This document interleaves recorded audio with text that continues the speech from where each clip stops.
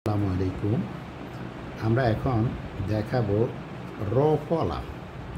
এই র ফলাটা কীভাবে লেখে, কয়েকটা লেটারের সাথে আমরা র ফলাটা যুক্ত করে এখন দেখাবো। যেমন কয়ের সাথে দেখাচ্ছি, কয়ের সাথে আমরা র ফলাটা ঠিক দুইভাবে যুক্ত করতে পারি, এইভাবে আমরা যুক্ত করে দিতে পারি। আরেকটা হচ্ছে অস্বচ্ছ রূপ, যেটা আগে লেখা হতো, সেটা হচ্ছে ক র ফলা। এর মতো করে উপরে মাত্রাটা টেনে দিলে ক র ফলা হয়ে গেছে।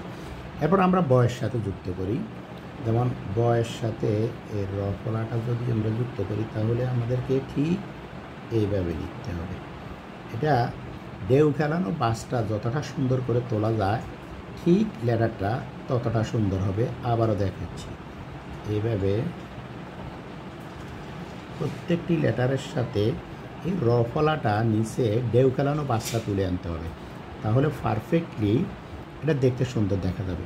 আমি আরেকটা লেটারের সাথে যোগ করে দেখাচ্ছি। যেমন তয়ের সাথে র ফলা, ঠিক এইভাবে এর মতো করে আমরা দিয়ে দেব, তারপরে উপরে মাত্রা দিয়ে দেব। আরেকটা লেখা দেখাচ্ছি।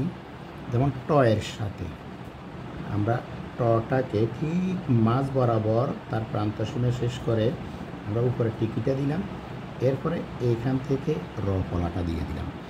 তোমরা এইভাবে চেষ্টা করবে। আর পাশাপাশি লেখাটি যদি ভালো লেগে থাকে অবশ্যই লাইক দিয়ে পাশে থাকবা। সবাইকে ধন্যবাদ। আসসালামু আলাইকুম।